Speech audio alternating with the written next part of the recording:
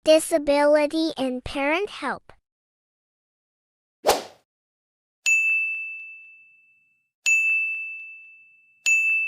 Peraturan kita di Indonesia itu ada Permendiknas setahun setelah pertemuan di Jenewa itu dicetuskan bahwa pendidikan inklusi ini lebih dispesifikkan oleh Permendiknas tersebut ke arah pendidikan yang memperbolehkan anak berkebutuhan khusus sekolah di sekolah umum atau di sekolah reguler. Assalamualaikum warahmatullahi wabarakatuh. Bertemu kembali di channel Disability and Parent Help, sebuah channel yang kita khususkan untuk berbagi informasi terkait dengan akomodasi dan juga mungkin bantuan-bantuan untuk anak-anak berkebutuhan khusus serta orang tuanya. Pada kali ini kita akan mencoba mengulas sedikit tentang pendidikan inklusif yang sebenarnya sudah diimplementasikan di Indonesia terutama semenjak dari tahun 2000. Nah, setidaknya sudah hampir seperempat abad pendidikan inklusi ini diimplementasikan di Indonesia. Kota pertama tercatat yang menyelenggarakan pendidikan inklusi adalah Kota Payakumbuh dan juga Kota Bandung. Nah, mungkin ini adalah kota yang menjadi pelopor implementasi dari pendidikan inklusif terutama di negara Indonesia. Ketika kita lihat bagaimana sejarah implementasinya, mungkin kita memang banyak akan bertemu dengan sumber-sumber yang berasal dari negara Skandinavia atau daerah yang berasal dari Eropa Utara.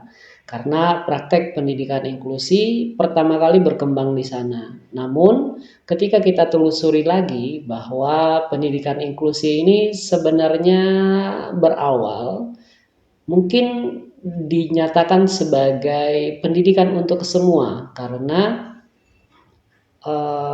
di pertemuan di sebuah negara di Thailand pada tahun 1990 itu diadakanlah pertemuan yang memang di sana difokuskan membahas tentang isu pemerataan pendidikan karena masih banyak saat itu anak-anak yang tidak terakomodasi oleh pendidikan dan memang nyatanya mungkin lebih tepatnya saat itu kita katakan bahwa anak-anaknya tidak pergi ke sekolah dan artinya mereka tidak mendapatkan pembelajaran, tidak mendapatkan pendidikan yang layak.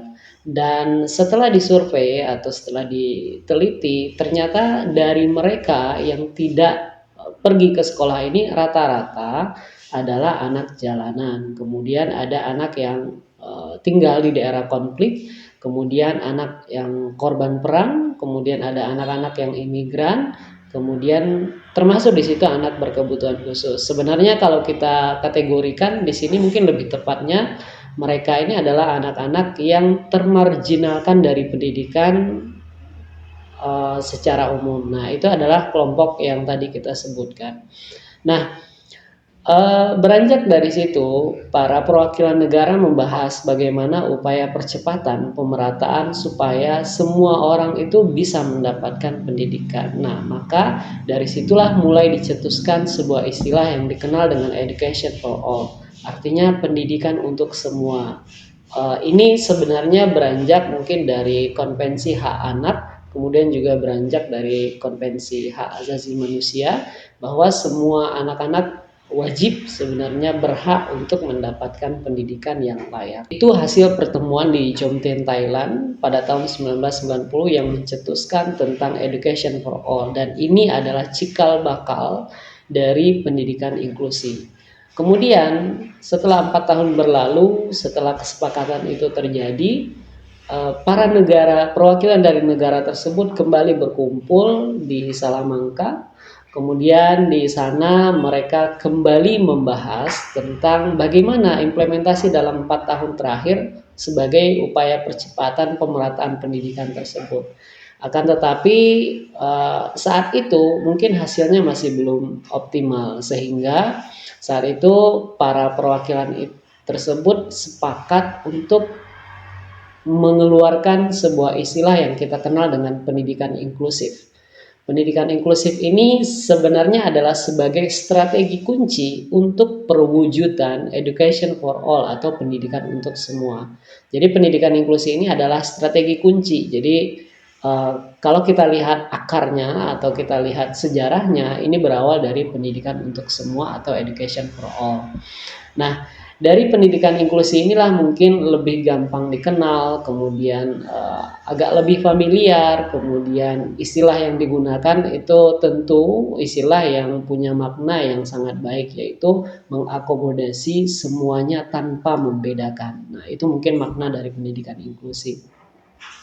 Nah, pendidikan inklusi ini kalau kita lihat dari perkembangan, mungkin pertemuan yang diselenggarakan setelah adanya pencetusan strategi implementasi pendidikan untuk semua melalui pendidikan inklusif ini, kemudian secara berkala dilakukanlah pertemuan, salah satunya mungkin di Dakar, kemudian seterusnya dilakukan pertemuan untuk membahas tentang pendidikan inklusif.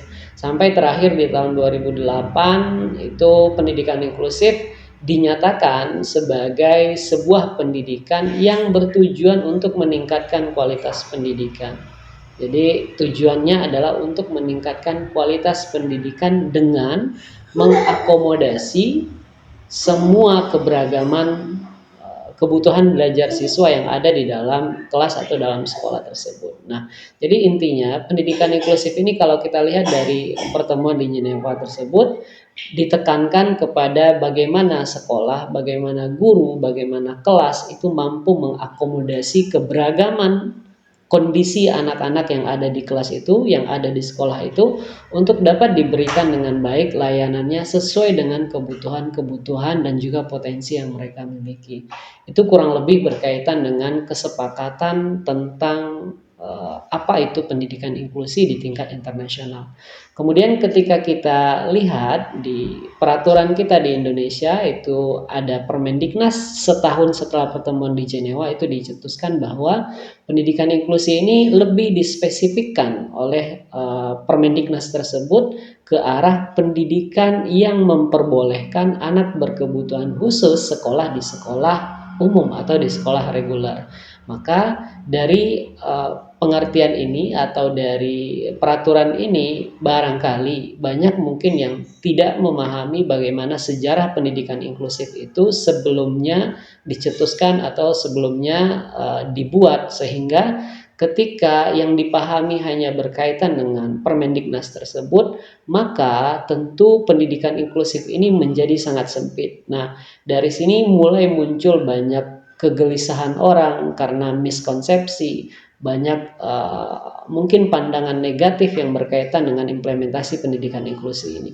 Barangkali kita sudah sangat familiar mendengar bahwa pendidikan inklusif itu adalah pendidikan bagi anak berkebutuhan khusus tapi di sekolah umum.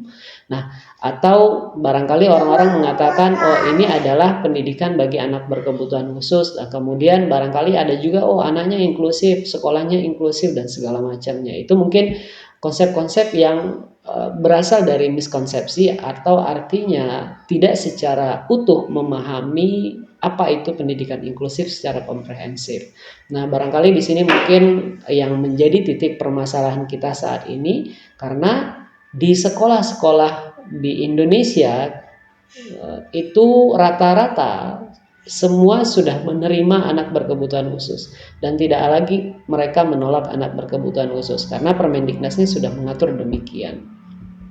Akan tetapi pada kenyataan saat ini anak-anak tersebut setelah mereka berada di sekolah terkadang mereka tidak terakomodasi dengan baik kebutuhan belajarnya, sehingga kemampuan mereka ketika sudah berada di sekolah umum atau di sekolah penyelenggara pendidikan inklusi itu stagnan atau berkembangnya sangat sedikit karena tidak diberikan akomodasi layanan yang sesuai dengan kebutuhan mereka. Dan ini yang menjadi PR atau tugas kita secara bersama-sama. Nah, pendidikan inklusif ini menekankan kepada beberapa prinsip sebenarnya. Yang pertama, prinsip tentang hak anak, bahwa semua anak itu berhak untuk mendapatkan pendidikan yang layak dan berkualitas. Itu adalah catatan pertama. Dan mereka sebaiknya belajar di lingkungan terdekat dengan tempat tinggalnya. Supaya apa? Supaya mereka familiar dengan lingkungannya, kemudian familiar dengan orang-orang yang ada di lingkungan tersebut. Karena sejatinya tujuan dari pendidikan inklusif ini adalah untuk menghilangkan gap kehidupan yang ada di masyarakat yang terbentuk oleh mungkin perbedaan tingkat ekonomi, perbedaan dari kondisi fisik dan segala macamnya. Itu adalah gap yang ingin dihilangkan melalui pendidikan inklusi.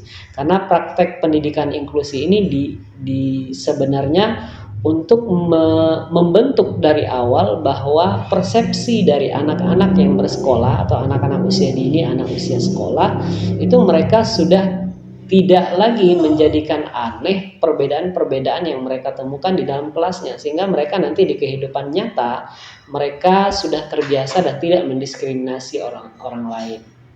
Itu.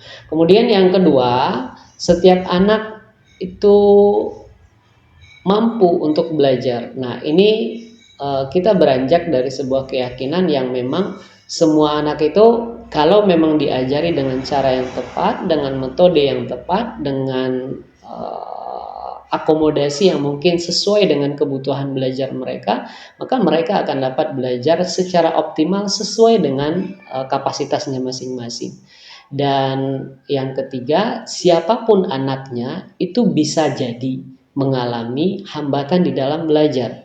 Jadi tidak hanya sebenarnya anak-anak yang dari segi ekonomi mereka lemah atau mereka berada di daerah konflik atau anak berkebutuhan khusus, bukan hanya mereka sebenarnya yang punya potensi mengalami hambatan dalam belajar. Nah, sebagai contoh, ketika COVID terjadi kemarin, itu rata-rata hampir semua anak-anak kita di Indonesia yang mereka bersekolah itu mengalami hambatan di dalam belajar karena terjadi perubahan sistem pembelajaran dari yang awalnya tatap muka dialihkan menjadi pembelajaran yang bersifat daring, sehingga tidak semua anak dapat langsung menyesuaikan diri dengan kondisi pembelajaran daring tersebut.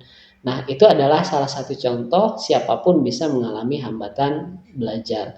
Kemudian, selain itu, kita meyakini bahwa setiap anak itu butuh distimulasi, setiap anak itu butuh bantuan di dalam belajar, siapapun anaknya. Kita anggap mungkin anaknya sangat pintar, akan tetapi jika tidak distimulasi kepintarannya, jika tidak diakomodasi kebutuhan belajarnya, maka anak tersebut akan mengalami hambatan di dalam belajar.